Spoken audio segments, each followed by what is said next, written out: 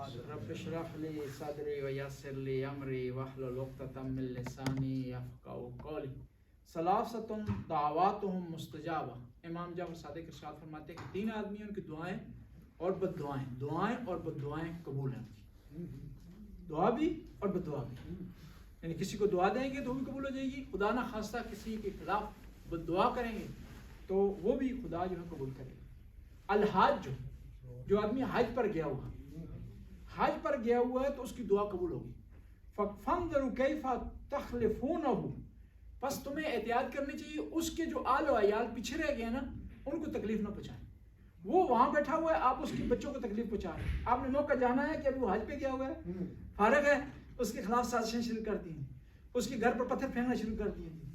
ٹھیک ہے جی، اس کے بچوں کو جو سودا نہیں دے رہے جی، اس کے بچے باہر نکل رہے ہیں تو اس کو تنگ کر رہے ہیں.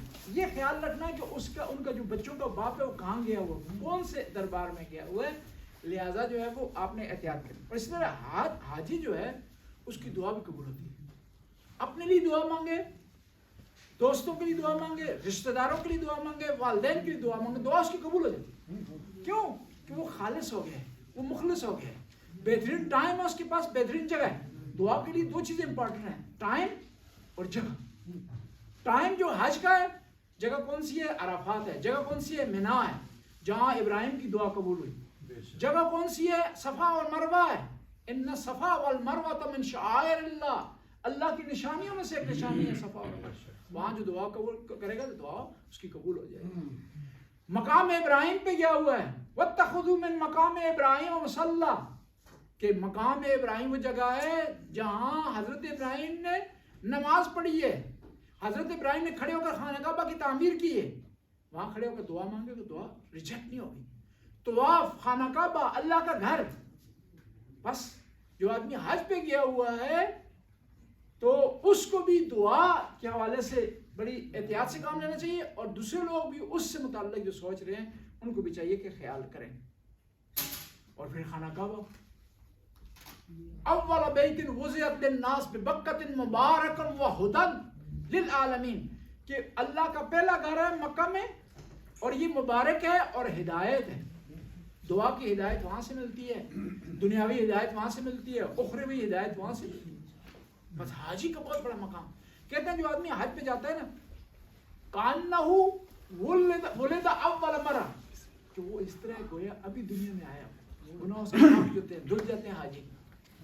بشرطے کہ حج کرنے کے لیے گیا ہو، بشرطے کہ حج کرنے کے لیے ہو، سودا سلف خریدنے کے لیے نہ گیا ہو، بشرطے حج کرنے کے لیے گیا ہو، وہاں کے جو عالم دین ساتھ ہے اس سے کیڑے نکالنے کے لیے نہ گیا ہو، اس کے اعتراض ڈھونڈنے کے لیے نہ گیا ہو، اس کو پریشان کرنے کے لیے. وہ لگتا ہے ایسے ہے کہ یہ گئے ہی اس لیے ہے کہ یہ اس مولانا کو پریشان کریں. وہ بجائے زیارت کریں امام موسیٰ کاظم کی بارگاہ میں حاضر ہو، امام حسین کی بارگاہ میں.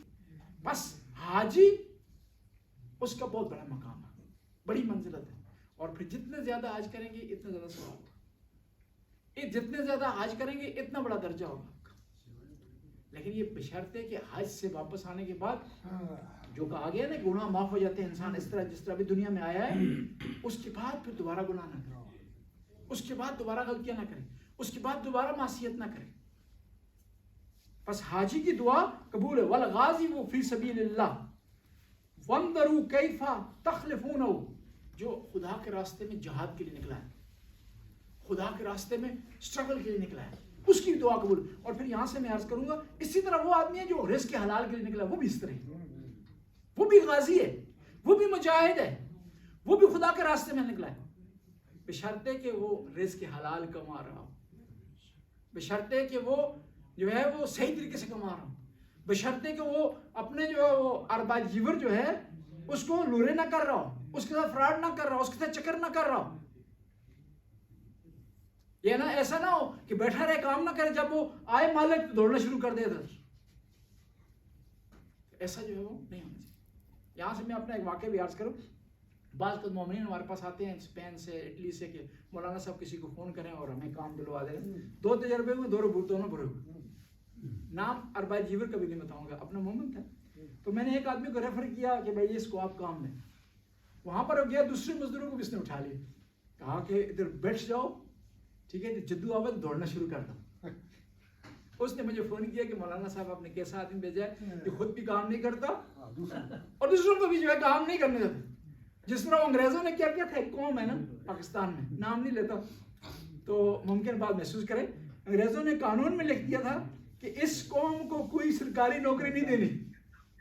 صحیح, اس قوم کے 1960 تک یہ قانون چلتا رہا پاکستان میں, اس قوم کو سرکاری نوکری نہیں دینی. کیوں کہ یہ قوم ایسی ہے خود بھی کام نہیں کرتی اور دوسروں کو بھی پاؤں دبانے پر بٹھا دیتی ہے پیر بن کر کے. لہٰذا اس قوم کو نوکری آپ نے نہیں دینی. اگر کہیں آپ سمجھیں گے میری مراد کوئی قوم نہیں ہے, جو بھی قوم ایسا کرے گی وہ قابل مذمت ہے.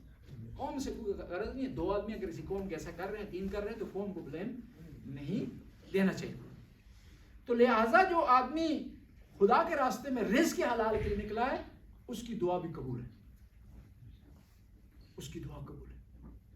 محنت کرے, اسٹرگل کرے, کوشش کرے. شام کو جب تھک گئے نا, خدایا تیرے حکم کے مطابق میں آیا, میں نے خلوص سے خالص ہو کر کے ایمانداری سے میں نے کام کیا, تو میری اس دعا کو قبول کر, اور خدا دعا اس کی قبول کرے گا. مذہب صرف دین جو ہم سمجھے ہوئے ہیں آخرت کا نام نہیں ہے, بلکہ اس دنیا کے کام بھی مذہب ہیں, دین ہے, خدا کا حکم ہے, خدا کی چاہت ہے.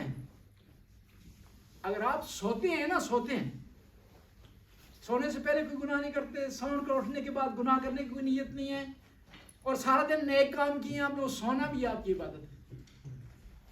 اور یہ نہ لیں اس سے مطلب کہ مولانا نے کہا سونا عبادت ہے, سارا دن سوتے ہی رہے, یہ بھی نہ لیں مطلب جی. وہ ہم مدرسے میں پڑھتے تھے تو ایک لڑکا بہت سوتا تھا طالب علم نا, وہ سویا 3 دن سویا رہا, وہ اوپر سے منزل سے گرا, نیچے مٹی کا ڈھیر تھا, مدرسے کے لائے تھے بجری وغیرہ, اس پہ گرا, پھر بھی جاگ نہیں آئی اس کو. اور یہ کہا جاتا ہے کہ وہ یہ کہا جاتا ہے نا بعض کو کہ جو قدرتی سویا ہوا ہے نا نیچرلی, اس کو آپ جگا سکتے ہیں, جو جھوٹ موٹ کا سویا اس کو نہیں جگا سکتے. سونا ضرورت کے مطابق, جتنا آپ کے بدن کو ضرورت ہے, جتنا آپ کے روح کو ضرورت ہے, وہ اگر سوئیں بھی اور اس کے بعد اور اس سے پہلے کو گناہ نہ کریں تو یہ عبادت ہے. لیکن ایکسٹرا سونا, بجائے کہ کام کریں, بجائے کہ اسٹرگل کریں, بجائے کہ اپنے کے لیے کام ڈھونڈیں, سوتے رہیں, تو یہ صحیح نہیں. اور پھر بعض لوگ عجیب ہیں, خود کام کرتے نہیں ہیں, کوشش نہیں کرتے, کام ڈھونڈیں, کوئی روزگار ڈھونڈیں. مشہور ہے جی مولانا کو فون کریں گے, جادو ہو گیا مجھ پہ جی, اور جادو, یہ جادو, یہ سو جاؤ گے تو جادو ہی ہوگا نا, کام نہیں کرو گے, اسٹرگل نہیں کرو گے, جادو ہوگا. جادو کوئی نہیں ہوتا. آپ نے کیا کرنا ہے, اسٹرگل کرنی ہے, کوشش کرنی ہے, ہمت مردہ مدد خدا. خود نمک زیادہ کھائیں گے بلڈ پریشر ہو جائے گا, مولانا کو فون کر دیں گے جی مجھے جو ہے جادو ہو گیا, کوئی دعا دیں, کوئی تویز کرے, حساب نکالیں جی, فائل نکالیں جی, میرا ڈیٹ آف برتھ چیک کریں جی کہ مجھے کیا ہو گیا, کیا ہو گیا, تمہیں کیا ہوا, تمہیں یہ ہوا ہے کہ نمک زیادہ کھایا تم, نمک کم کر دو, بلڈ پریشر نہیں ہوگا. مولانا کو بھی تنگ نہیں کرو گے, اپنے آپ کو بھی تنگ نہیں کرو گے. اس میں جادو کا چکر نہیں.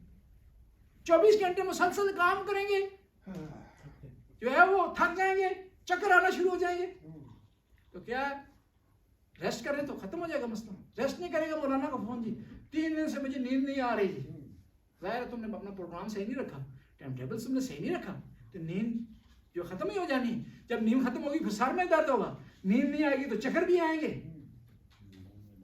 تو بس انسان کو ہر چیز میں بیلنس رکھنا چاہیے. خدا نے بھی کہا والمریض لا تغیظوه ولا تزجروه. تیسرا آدمی جس کی دعا قبول ہے وہ کون ہے, مریض. مثلا میں دعا بھی قبول ہے, دعا بھی بچ کر رہے ہیں, ٹھیک ہے جی, بچ کر رہے ہیں مریض سے. بعض کو لوگ ہوتے ہیں مریض کو آسائش پہنچانے کے بجائے, اس کو آسان آسانی کو دینے کے بجائے, اس کو آرام دینے کے بجائے, اس کو اطمینان دینے کے بجائے اس کے لیے ٹینشن کا اضافہ کرتے ہیں. یہ صحیح نہیں ہے. شریعت میں مریض سے دعا دیں, مریض کی مدد کریں, مریض کے لیے آسانیاں پیدا کریں, تاکہ خدا آپ کے لیے آسانی پیدا کرے. اور مریض کو بھی جاننا چاہیے کہ وہ بھی اپنے آپ کو تھوڑا کنٹرول میں رکھے. مریض ہو گیا اس کا مطلب یہ نہیں ہے کہ گھر والوں کو تنگ کرنا شروع کر دیں. کبھی حلوہ بنوا رہا ہے جی, کبھی جو چاول جو ہے بریانی بنوا رہا ہے جی, مریض ہو گیا جی. مریض ہو گیا, اس کا خیال ہونا چاہیے, اس کی کیئر ہونی چاہیے, لیکن اس کو بھی تھوڑا سا کیا کہتے ہیں پنجابی میں, ہاتھ اولا رکھنا چاہیے.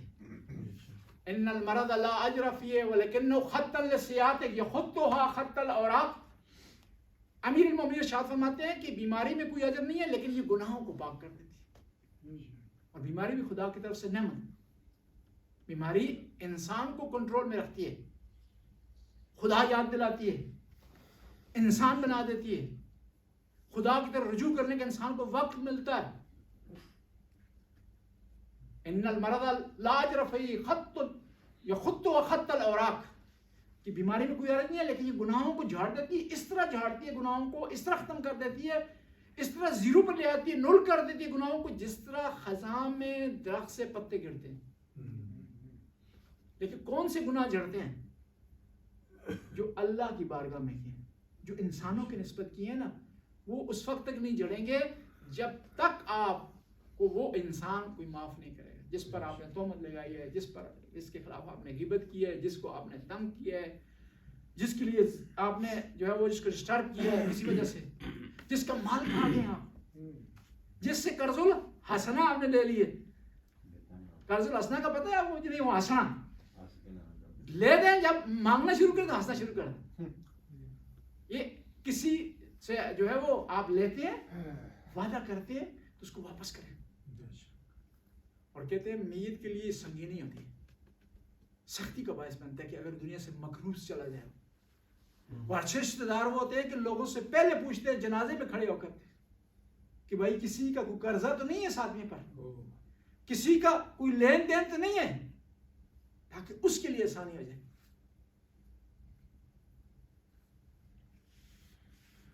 بس انسان کو 3 آدمیوں کی بدعا سے بچنا چاہیے. حاجی کی بدعا سے، دوسرا جو ہے وہ جو کہ خدا کے راستے میں جہاد کر رہا ہے یا خدا کے راستے میں حلال رزق کما رہا ہے، تیسرا مریض کی جو ہے وہ بدعا سے بچنا چاہیے. بسم اللہ الرحمن الرحیم.